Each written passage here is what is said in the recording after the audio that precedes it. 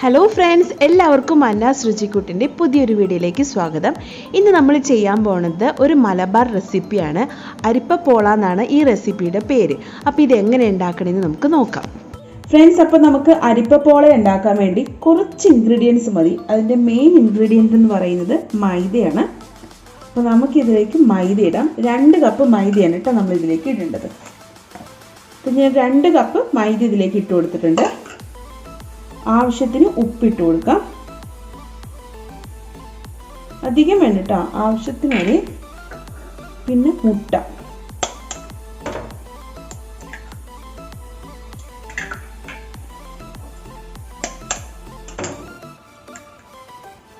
രണ്ട് മുട്ടയാണ് ഞാനിവിടെ യൂസ് ചെയ്തിരിക്കുന്നത്. ഇനി നമുക്കിത് നന്നായിട്ട് മിക്സ് ചെയ്ത് കൊടുക്കണം.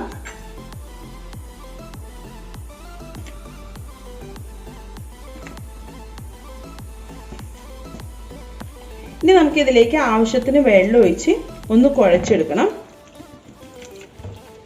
നമ്മൾ ദോശമാവിൻ്റെയൊക്കെ ഒരു പരുവില്ലേ, ആ പരുവത്തിൽ വേണം ഈ മാവ് നമുക്ക് മിക്സ് ചെയ്തെടുക്കാൻ.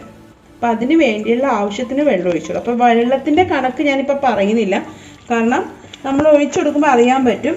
അതനുസരിച്ചിട്ട് നമ്മൾ മിക്സ് ചെയ്തെടുത്താൽ മതി. ഫസ്റ്റ് കൈ കൊണ്ട് തന്നെ മിക്സ് ചെയ്ത് കൊടുക്കുകയാണെങ്കിൽ കുറച്ചും കൂടി ഈസി ആയിരിക്കും.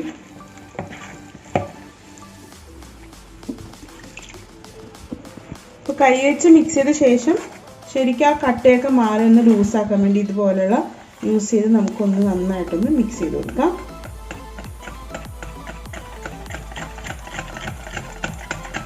ഒട്ടും തന്നെ കട്ടിയില്ലാതെ നമുക്ക് കിട്ടും.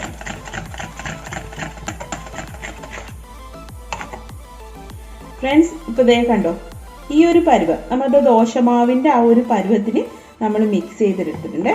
കണ്ടോ ഫ്രണ്ട്സ്, നമ്മൾ ഈ ഒരു പലഹാരം ഉണ്ടാക്കാൻ വേണ്ടി യൂസ് ചെയ്യുന്ന മൺചട്ടിയാണ്.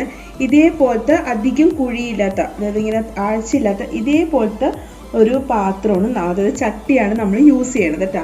അരിപ്പപ്പോളയ്ക്ക് പറ്റിയ ചട്ടിയിൽ നിന്ന് നമുക്ക് വാങ്ങിക്കാൻ കിട്ടും. ഇപ്പോൾ ഒന്ന് ചൂടാക്കി കഴിയുമ്പോൾ എണ്ണ തടകി കൊടുക്കാം.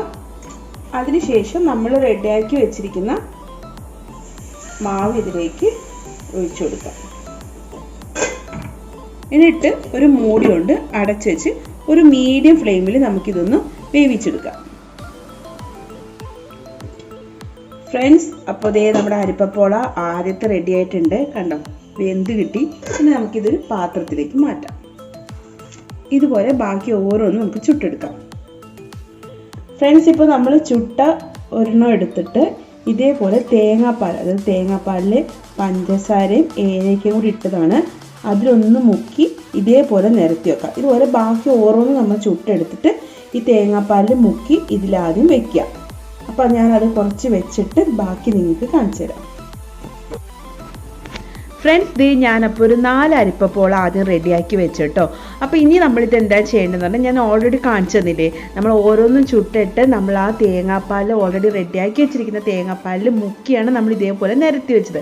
അതിനുശേഷം നമ്മൾ ഇടിയപ്പത്തിനൊക്കെ കഴിക്കുന്ന പോലെ ആ തേങ്ങാപ്പാൽ കുറച്ച് ഇതിൻ്റെ മേലെ ഒഴിച്ചു കൊടുക്കണം. എന്നിട്ട് ആ തേങ്ങാപ്പാലിൽ കുതിർത്ത് വേണം നമ്മൾ കഴിക്കാൻ. ഫ്രണ്ട്സ്, ഞാൻ ആദ്യം എല്ലാ അഭിപ്രായം ഓപ്പണായിട്ട് പറയാം. ആദ്യം ഒരു പിടി വായിൽ വെച്ച് നോക്കിയപ്പോൾ എനിക്ക് അത്ര വലുതായിട്ട് തോന്നിയില്ല കുട്ടികൾക്കാണെങ്കിലും. പക്ഷെ അത് കഴിഞ്ഞപ്പോൾ നമ്മൾ തേങ്ങാപ്പാലിൽ ശരിക്കും നന്നായിട്ട് കുതിർത്ത് അങ്ങോട്ട് കഴിച്ചു വരുമ്പോഴല്ലേ മധുരമൊക്കെ ഇട്ട് കഴിഞ്ഞാൽ നല്ല ടേസ്റ്റ് ഉണ്ടാവും. പിന്നെ ലാസ്റ്റ് ആയപ്പോൾ പിള്ളേർ ഇടിയായി, 2 പേരും കൂടെ, എൻ്റെ മക്കൾ 2 പേരും കൂടി. അവർക്ക് ഭയങ്കര ഇഷ്ടപ്പെട്ടെ. രണ്ടാമത് അവർ വന്ന് ചോദിച്ചിട്ട് ഞാൻ രണ്ടാമത് പിന്നെ മാവ് കലക്കി ഉണ്ടാക്കി കൊടുക്കേണ്ടി വന്നു. കാരണം അത്ര ടേസ്റ്റ് ഉണ്ട്. അത് അത്ര ടേസ്റ്റ് ഒന്നുമില്ല, നല്ല ടേസ്റ്റ് ഉണ്ട്. നമുക്ക് ഇഷ്ടപ്പെടും, കുട്ടികൾക്കും മുതിർന്നവർക്കും എല്ലാവർക്കും ഇഷ്ടപ്പെടുന്ന ഒരു പലഹാരം തന്നെയാണ്. അപ്പോൾ ഇത് നമുക്ക് 4 മണി പലഹാരമായിട്ടും കൊടുക്കാം, അല്ലാതെ നമുക്ക് രാവിലെ ബ്രേക്ക്ഫാസ്റ്റ് ആയിട്ടൊക്കെ ചെയ്യാവുന്ന ഒരു റെസിപ്പി തന്നെയാണ്.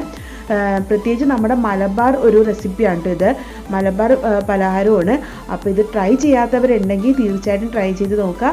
എന്നിട്ട് എൻ്റെ വീഡിയോ ഇഷ്ടപ്പെട്ടാൽ ലൈക്ക് ചെയ്യുക, സബ്സ്ക്രൈബ് ചെയ്യാത്തവരുണ്ടെങ്കിൽ ഒന്ന് സബ്സ്ക്രൈബ് ചെയ്ത് എന്നെ സപ്പോർട്ട് ചെയ്യുക. അപ്പോൾ അടുത്ത വീഡിയോയിൽ കാണുന്നവരെ ബൈ ഫ്രണ്ട്സ്.